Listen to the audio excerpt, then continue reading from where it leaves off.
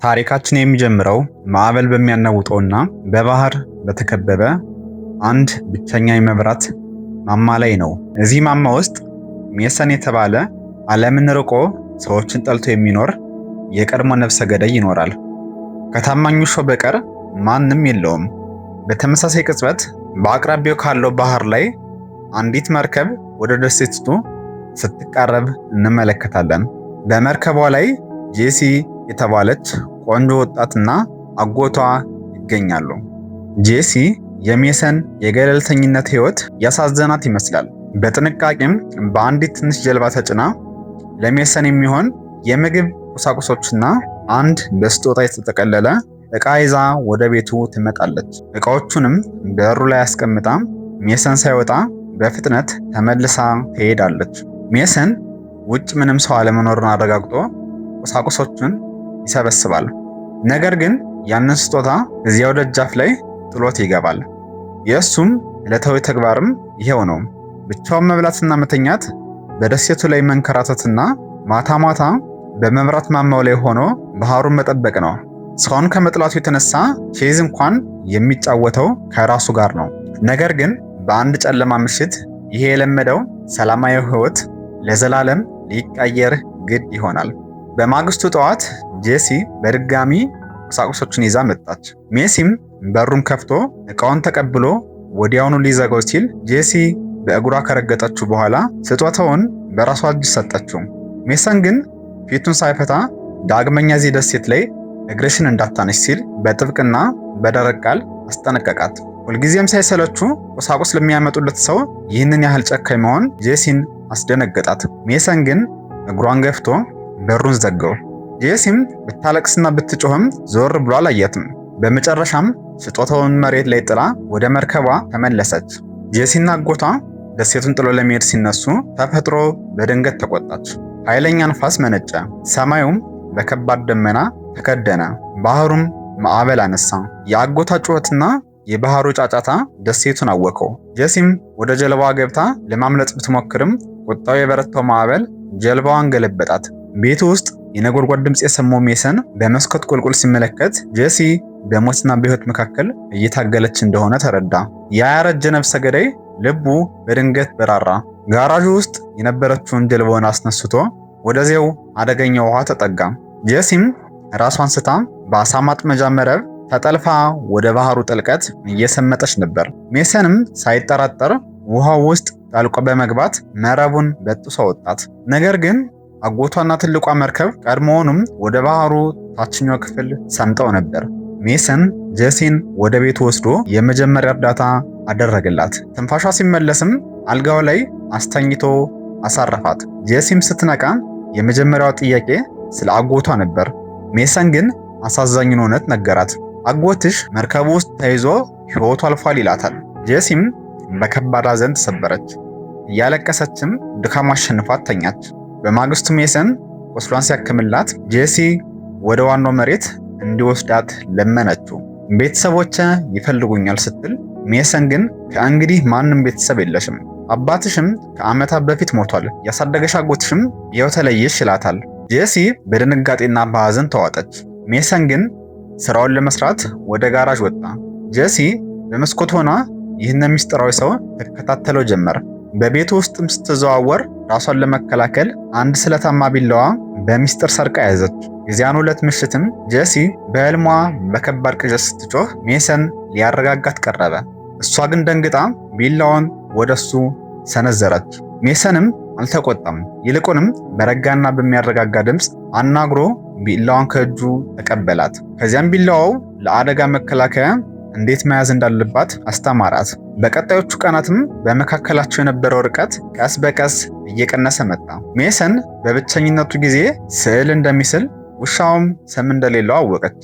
ጄሲም ለውሻው ጃክ የሚል ስም አወጣችለት። ሜሰንም ይህን ሲሰማ ለመጀመሪያ ጊዜ ከልቡ ፈገግ አለ።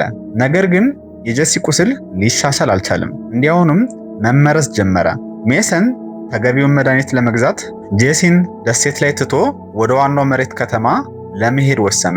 ጄሲም ብቻዋን ስትቀር የሜሰን መሳቢያዎች ስትከፍት ያንን የመጣችለትን የመብራት ማማ ቅርጽ ያለው ስጦታ በጥንቃቄ አስቀምጦት አገኘችው። ሜሰን ስጦታውን እንደወደደው ስታውቅም ውስጧ በደስታ ተሞላ።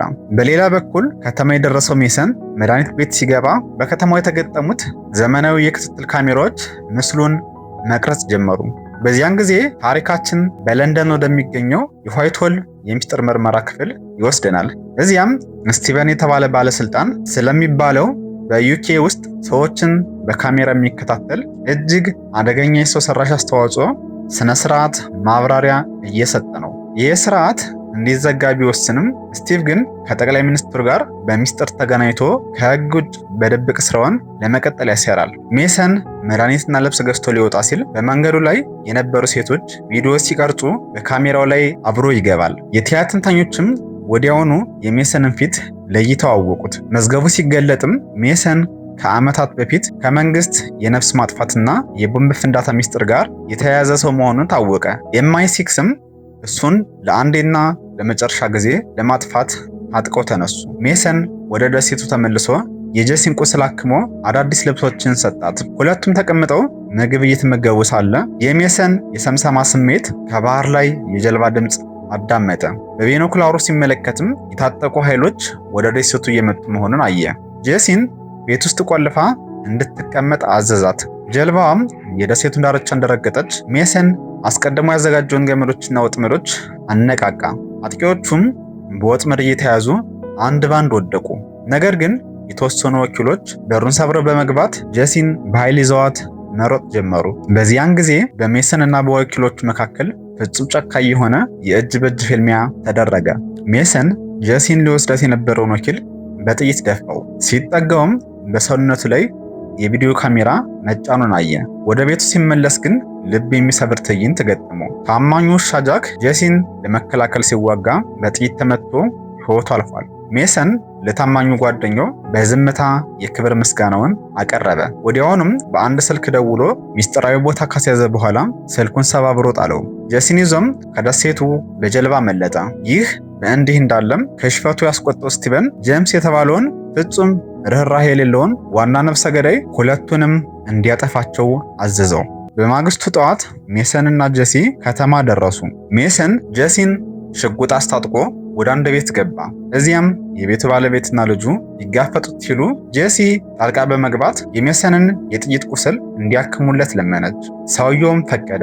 በMI6 ቢሮ ውስጥም የሮበርት ቡድን ጉዳዩን ሲመረምርም እያደኑት ያለው ሰው የራሳቸው ምርጥ ወታደር መሆኑንና ፋይሉም ሙሉ በሙሉ እንደተሰረዘ ደረሱበት።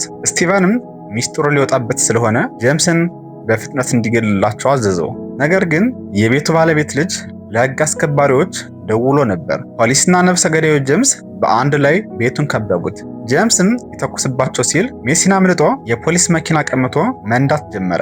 በመንገዱ ላይም አስፈሪ የመኪና ማሳደድ ሆነ። ሜሰን የጄምስን መኪና አጋሽቶ በማውደም ለጊዜው አመለጠ።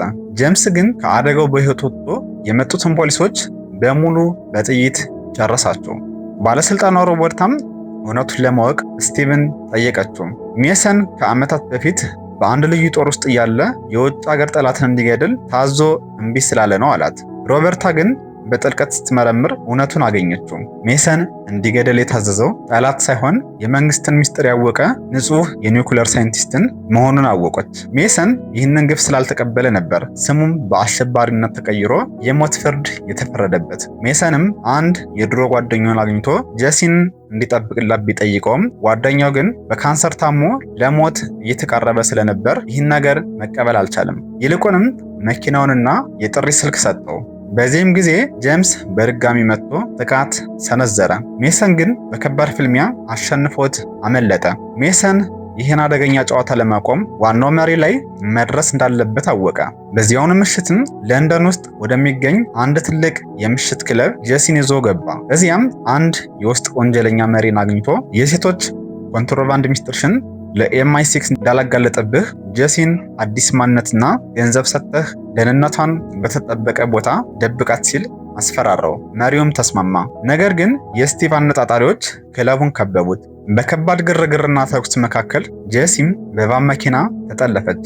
ሜሰን መኪናውን በሞተር ሳይክል አሳዶ ጠላቶቹን ጥሎ ጄሲን በድጋሚ አዳናት። በመጨረሻም ወደ ወደቡ ደረሱ። ጄሲም ከእሱ መለየት ባትፈልግም ለደህንነቷ ሲል ወደ መርከቡ ገፋት። በዚያም ጊዜም ጄምስ መጥቶ ተኮሰ። ሜሰን ጥይት ቢያልቅበትም በአቅራቢያው ያሉትን ብረቶችና እቃዎች በመጠቀም ጄምስን አንቆ ሕይወቱን አጠፋት። ጄሲም በሰላም አመለጠች። ከጥቂት ቀናት በኋላም ሜሰን የጄምስን አስክሬን እየጎተተ እስከ ስቲቭ መኖሪያ ቤት ድረስ ሄደ። ስቲቨን ተደናግጦም ወደ ድሮ የነፍሰ ገዳይነት ክብርህ ተመለስ፣ ይቅርታ ይደረግልሃል አለው። ሜሰን ግን በምሬት አየውና ከእንግዲህ የአንተ አይነት ግፈኛ መጫወቻ አልሆንም በሚል አስተያየት ስቲቭን በጥይት ደፍቶት ወጣ። ታሪካችን የሚያበቃውም በሩቋ ስፔን ሀገር ነው። ጄሲም በአንድ ውብ ካፌ ውስጥ ተቀምጣለች። የኤምአይ6 ባለስልጣን ሮበርታም በክትትል ካሜራ ጄሲን ብታያትም ምንም አይነት እርምጃ ሳትወስድ በደግነት ፈገግ ብላ ካሜራውን ዘጋችው። ጄሲም በዚህን ጊዜ ከሜሰን የተላከላትን ያንን የመብራት ማማ ስጦታ ተቀበለች። ዞር ዞር ብላ ብትፈልገውም ሜሰን በአካል የለም። ነገር ግን መንፈሱና ፍቅሩ ሁልጊዜም ከእሷ ጋር እንደሚሆን አምና በደስታ ፈገግ ትላለች። ፊልሙም በዚህ ማራኪ ትዕይንት ይጠናቀቃል። ይህንን ልብ አንጠልጣይና ታማኝነትን፣ ፍቅርንና በቀልን ያስተማረንን የፊልም ቅኝት እንዴት አያችሁት? ያላችሁን አስተያየት በኮሜንት መስጫ ላይ አጋሩን። የእናንተ ድጋፍ ሁልጊዜም ምርጥ ታሪኮችን ይዘን እንድንቀርብ ብርታት ይሆነናል። ቻናላችን ሰብስክራይብ ማድረግና የደወል ምልክቷን መጫን እንዳይረሱ። በሚቀጥለው ቪዲዮ እስከምንገናኝ መልካም ቆይታ